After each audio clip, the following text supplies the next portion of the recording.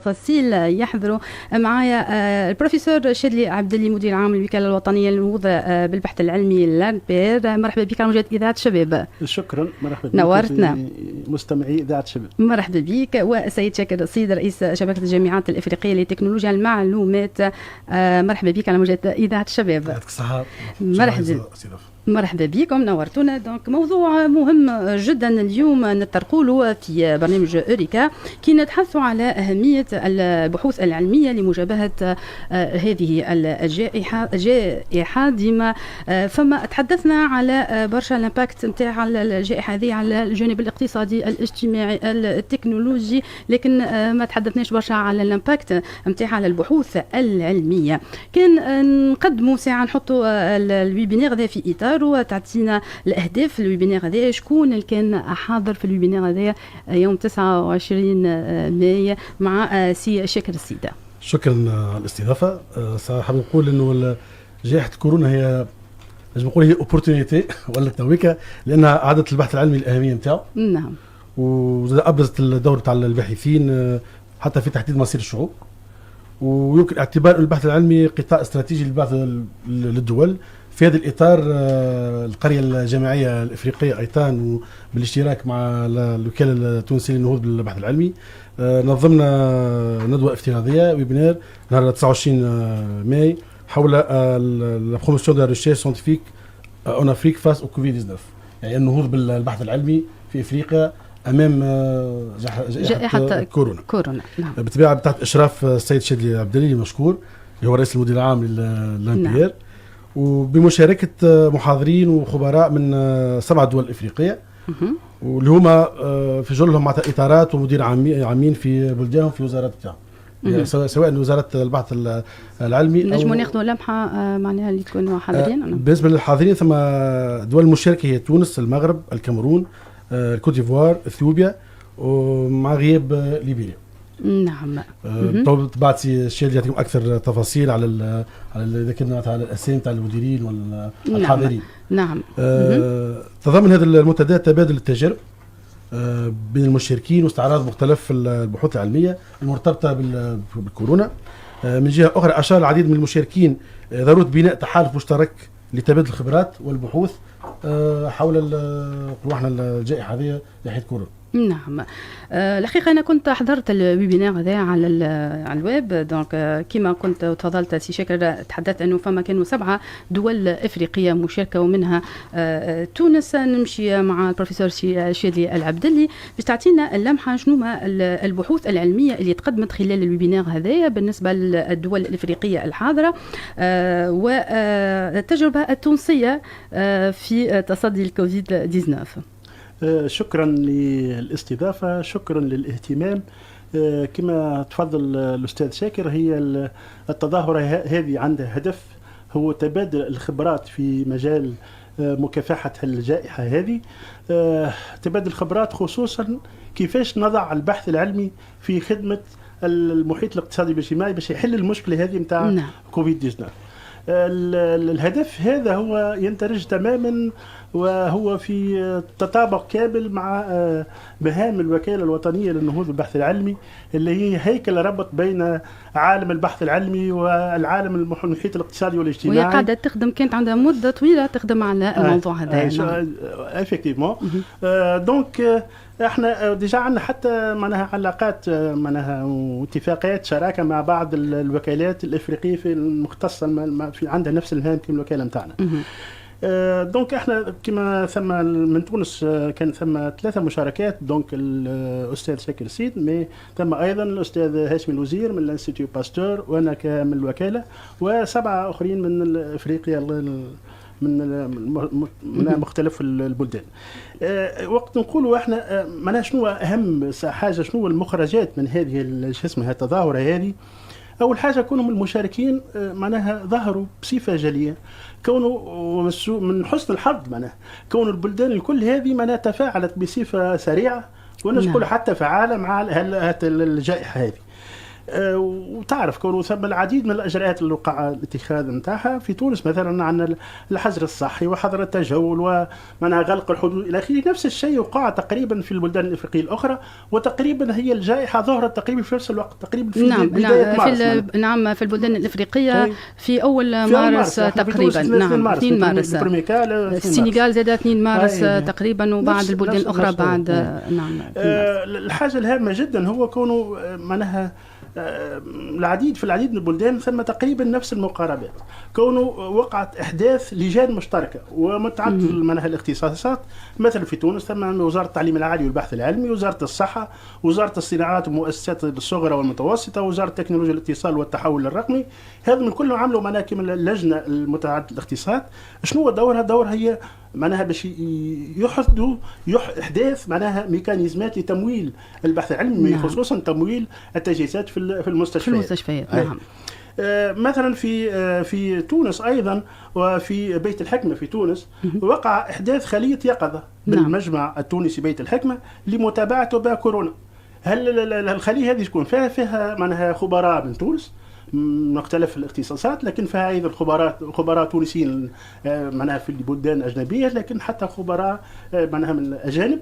ليش لمتابعه الجائحه هذه، لمعرفه شنو اسبابها، كيف يمكن من الحد منها. وكان معناها شو اسمها الخليه هذه تعد بصفه معناها دوريه تقارير ومعناها دوريه نشريات علميه نعم.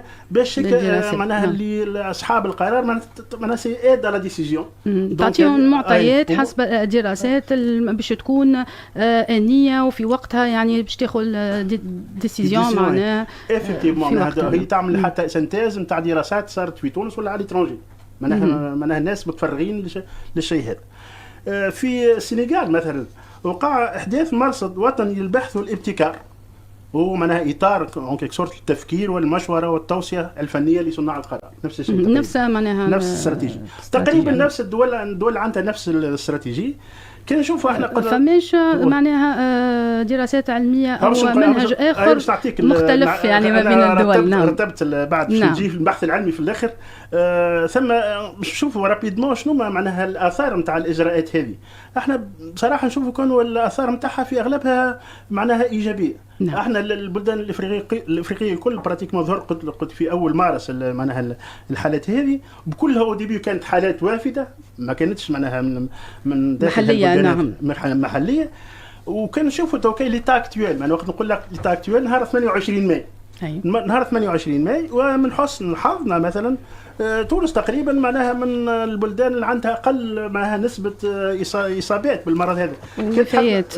كنت حاب نعطيك فكره، مثلا في ال10 بلدان الافريقيه الاولى اول بلد اللي عنده اكثر حالات هو جنوب افريقيا 25937 حاله، مصر 19660، الجزائر 8857، نيجيريا 8733، المغرب 7636، غانا 7303، الكاميرون 5436، السودان 4346، السنغال 3348، غينيا 3257. هذا من 10 الاولانيين. وتونس تجي في المرتبه 20 عندها 1068. وفي المرتبه 27 تجي اثيوبيا عندها 731 حاله فقط. هذا باش تفسره لنا سي شيرلي، خاطر انت تقول المقاربات العلميه متقاربه الكل، خاصه الاجراءات اللي خذوها كل البلدان، لكن تونس الحمد لله يا ربي وصلنا يعني النتائج هذه يعني المطمئنه، خلينا نقولوا. يعني هو الحاجه هذه من الخاصيه هذه ما تهمش كان تونس حتى كانت تقارن البلدان الافريقيه بلدان اخرى. نعم. تلقاها نسبه اقل خاصه معناها في القاره الاوروبيه ولا الامريكيه. نعم. هو انا مش اختصاصي، لكن الظاهر كونه معناها ساعه التركيبه الجينيه اللي معناها البلدان الافريقيه تختلف. ثم حتى الاستعمالات التقليديه في بعض البلدان الافريقيه عندهم يستعملوا برشا نباتات وبرشا حاجات ممكن تكون تحد من الحالات هذه. على كل حال، وحتى في هذه بين مواضيع البحث البحث يقولوا معناها في المستقبل لازمنا ندرسوا علاش مثلا افريقيا نوعا ما محميه من الجائحه هذه، علاش مثلا نقولوا احنا الرجال هم معرضين للمناهل شو اسمه الكوفيد هذه اكثر من النساء، شنية التركيبه الجينيه من الفيروس الموجود في افريقيا. هو طرح برشا تساؤلات الفيروس هذا، حيره فعلا لحد اليوم معناها هو حيره العلماء والاطباء. العديد من الاسئله. نعم. تو كان نجيو هيك شويه على البحث العلمي، شنو هما الاجراءات؟ هذا هو نعم الاجراءات خاصه البحوث العلميه، وخاصه مطلعين على البحوث اللي قاعده في تونس تجرى، وخاصه ذكرنا معهد باستور اللي عندهم يعني عده مشاريع خاصه في جانب التلقيح، خاصه في تطوير يعني زاد الفاكسين اللي بداوا به. نعرفوا نحن الدول اوروبيه وامريكيه وعده مخابر قاعدين يقوموا في معناها تطوير التلقيح، لكن زاد تونس في معهد باستور قاعدين نقوموا يعني طبعا عندهم تلقيح، لكن نعم. عندهم مشاريع اخرى مش ممكن تعرضوا لها، لكن قبل كل شيء راهو بصفه عامه معناها ثم سو كي امبورطون. هل الكوفيد كما قال شاكر ولات معناها وكانها فرصه، كانوا الناس كانوا هيك في سبات معناها لا اندوي اثارت عندهم معناها دي بوتنسيالتي انورم في الريشيرش وفي الانوفاسيون. نعم. معناها شيء معناها الانسان ولا اوبليجي، ما عادش عنده اختيار، وكل بلدان كل بلد يسمو يلقى حل للمشكله هذه. نعم. وهذا وخلق ديناميكيه كبيره بين البلدان ودول العالم. بالنسبه تو كي نشوفوا حوصله الساعه بالنسبه مثلا في تونس دونك وقع اللي حكيت شو اسمها احداث منصه تونسيه. نعم. دونك للبحث والتطوير، وتهدف الى جمع في مساحه افتراضيه واحده الجهات الفاعله في مجال البحث والتطوير والصناعه والاستثمار. هذا هام جدا. ايضا وقع تنظيم اول معرض افتراضي في العلوم والتكنولوجيا والابتكار. نعم. لمواجهه هذه وباء كورونا، خارق العاده، وتثمين الابتكارات الشبابيه واللي كلها جايه من الطلبه داخل جامعاتنا التونسيه. عندنا امثله للطلبه شنو جابوا. دونك وزاره التعليم العالي والبحث العلمي وخصوصا بالتعاون مع وزاره الصحه معناها اصدرت العديد من طلبات العروض، معناها ابيل بروجي. أول المشاريع هي المشاريع البحث الإلافية. المشاريع هذه متعددة الاختصاصات وفيها العديد من هياكل البحث وفيها شركاء اقتصاديين. معناها كانت المحاور الأساسية للمشاريع البحث الإلافية هي علم الأوبية وعلم الاجتماع النفسي، الفحص والتشخيص، الوقاية، العلاجات والنمذجة، الموديليزاسيون. وتوا معناها رغم معناها شوف سكي بوزيتيف، معناها لي بروجي اون ايتي رابيدمون إلابوري وتصبوا في وزاره التعليم العالي والبحث العلمي، وقعت شو اسمه التقييم تاعهم، وتوا ثم 11 مشروع وقع تمويلهم تقريبا في حدود 150,000 دينار لكل مشروع. هذا مثلا مهم جدا. نعم. ثم ايضا سكون ابل شو اسمه لي فيرير. هما لي فيرير اللي هما مشاريع تثمين نتائج البحث. هذه المشاريع هذه تعملهم الإدارة العامة لتثمين نتائج البحث، وثم أيضا كيف ثم مشاريع تصبت وتقييمها، و8 مشاريع توكي معناها وقع تمويلها تقريبا في حدود 8. وهذه كانت المشكلة الأساسية قبل يعني الكوفيد 19 يعني التمويل للبحث العلمي. وقت ما أصبحنا كانوا يلزمنا نلقاو حل، الناس كل ما تسرحت معناها نعم. ما فماش خيار آخر. نعم. بالنسبة لنا احنا في الوكالة وبالتعاون مع الاتحاد الأوروبي وضع على ذمتنا تمويلات تمويل مشاريع بحث يقوم به لي موبيدوسيان، جماعه موبيدوك. نعم. دكاتره ذاك يمشي على مشروع مع محيط الاقتصادي والاجتماعي مع شريك اقتصادي، وعندنا تمويل 50 دكتور مش نختارهم معناها في هذا المجال. دونك على كوفيد، دونك كلهم على كوفيد. دونك ثم ايضا مبادرات على مستوى المؤسسات التعليم العالي والبحث العلمي، مثلا على مستوى جامعه تونس المنار ثم معناها مسابقه تسمى فايت كوفيد، معناها كيفاش محاربه هذه الكوفيد. هو المسابقه هذه موجهه للاطباء الباحثين شو اسمه لي زونسينيون من المدرسين وحتى الطلبه في الميديسين. شنو هو الهدف نتاعها؟ هو تطوير وتكييف تطبيقات الطب عن بعد، استشاره عن بعد، وصفات الكترونيه الى اخره. ثم ايضا شو اسمها المدرسه الوطنيه للمهندسين بسوسه وكليه الطب بسوسه عملت ايضا مسابقه ووصلت ونجحت في تصميم وتصنيع جهاز تنفس. ايضا الطلبه نتاع المدرسه الوطنيه للمهندسين في المنستير نجحوا في تصميم بصفه فعاله وسريعه تصميم قناع بلاستيك، هذه ليني.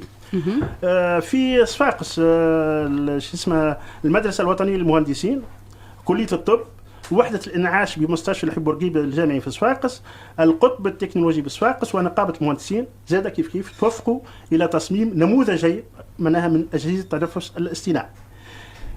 نجيو توكيل نعم شو اسمه معهد باستور. أيوة. معهد باستور هو ممكن عنده هو الشامبيون في المشاريع في الإطار هذا. في الوقت الحاضر في معهد باستور ثم 41 مشروع بحث بصدد الإنجاز. 41 مشروع بحث. هل اللمحة كان مش نحط لك شنو المحاور على خاطر 41 عندي القائمة كاملة. نجوش نحكيو على 41 مشروع إن شاء الله يعني في الحصة القادمة كل مرة نحكيو على بروجي. نعم حسب ما حكينا مع سي هشام الوزير.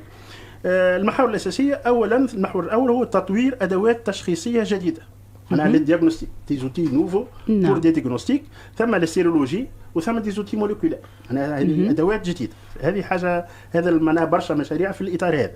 ثم مشاريع أخرى هي الموديليزاسيون، معناها نجم نسميوها تطوير نماذج معناها رياضيه ماتيماتيك للتنبؤ بمسار المرض. نعم. واحنا راهو هذا حاجه هامه ياسر، لانه كي تتنبأ انت وكل الاجراءات اللي خذتها تونس والكونفينمون والدرا شنو والفرمتور ديال الفرونتيير، راهو حسب التقديرات كنا باش نوصل 25000 كا وكنا باش نوصل 1000 ديسي. نعم. لا قدر الله. دونك باكت الاجراءات هذيك وصلنا للسيتواسيون تاع 1040 من ديس. نعم. والحمد لله. ثم لحد الآن 48 حالة وفاة. نعم. المحور الثالث هو محور هام أيضا، هو تطوير عقاقير جديدة. معناها كيفاش يعملوها العقاقير الجديدة؟ ثم الجزيئات معناها كأنها ثم بنك معلومات وبنك للجزيئات، هذه العديد من المكونات، ثم بنك كامل توقع كريبلاج، معناها انتقاء انه معناها الكومبوزي، انه لا موليكول المناسبه لا بلوز افيكاس اللي تحد وتوقف شو اسمه الفيروس في الدوره الحياتيه نتاعو. هذه معناها مشاريع في هذا الاطار. والمشروع الاكثر سيولي طموح هو اعداد لقاح هذا اللي نستناو فيه العالم الكل. هو نستناو فيه، واحنا بصراحه انا بصراحه انتظر ومعناها متفائل جدا. علاش؟ لانه الانستيتيو باستور بتاعنا في تونس معناها اظهر امكانيات كبيره جدا، وعنده خبره في مجال اعداد لقاحات لامراض اخرى. نعم. هذه تقريبا بالنسبه للبحوث اللي كانت موجوده في تونس والبحوث اللي موجوده في الدول الافريقيه.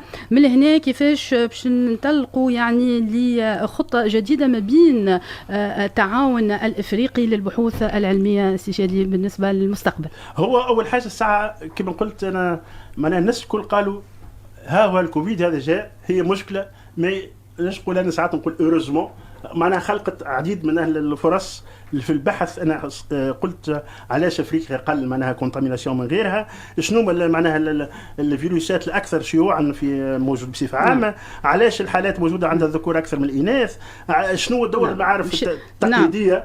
في هذه كلها مواضيع بحث يعني. باش تتواصل يعني المتابعه طبعا. هو احنا والويبينار لا بريمير ريكومونداسيون تاعنا هو احداث شبكه افريقيه ترأسها تونس. هل الشبكه هذه مش تتبادل المعلومات، مش تتبادل التجارب، وخصوصا مش تعد حتى تعمل حتى دي بوبليكاسيون كومين، ومش تعمل مشاريع بحث معناها مشتركه لمكافحه هذه الجائحه. شكرا لك سي شاكر. يعطينا الكلمه بس بالنسبه للويبينار القادمه خاصه للبحوث العلميه في الجانب الكوفيد وغير كوفيد 19. وبالنسبه للويبينار هذا بين لنا انه الدول الافريقيه المشاركه بريسك نفس البحوث، نفس اللي قرانا التمشي يعني نعم. كما تونس. دونك انا بين مثلا الريكومونداسيون الايتان الجامعه الافريقيه، الشبكه الجامعيه الافريقيه، اللي هي توحيد الجهود في اطار كما قال سي شادي، علاش نعملوا ان كونسورسيوم اذا كوما اللي هو يجمع البلدان الافريقيه هذوما في اطار تبادل الخبرات، في اطار التوطيد حتى المزيد التعاون، باش خاطر الاشكاليه الكبيره اللي في البحث العلمي هو التمويلات. دونك كذا انا كونسورسيوم ثم توحيد الجهود نجم وقتها نجيبوا اكثر قرحنا تمويلات وتكون فما اكثر وزيد دعم البحث العلمي. كيف بالنسبه للايتان على مدى السنه باش تنظم قلنا بليزيور ويبينار ندوات افتراضيه وحضوريه. وين نجموا نتابعوكم؟ بالنسبه تتابعونا على السيت ويب تاعنا www.université-expo.com والا على الباج فيسبوك تاعنا افريكان يونيفرسيتي نتورك. نعم هو مشكله مشتركه وعلى الامبير اوسي. نعم بالطبيعه هو شريك استراتيجي وانا فخور. نعم والتفاصيل الويبينار هذايا 29 ماي يلقاو زاد حسيت بكل تفاصيل وهذه حاجه ايجابيه. شكرا لك سي شادلي العبدلي مدير عام الوكاله الوطنيه للنهوض بالبحث العلمي، وسي شكر السيد رئيس شبكه الجامعات الافريقيه لتكنولوجيا المعلومات. شكرا لكم على هذه التوضيحات الكل. احنا مازلنا مواصلين معاكم ونمشيو الاجنده سيانتيفيك مع شذا الزماميه.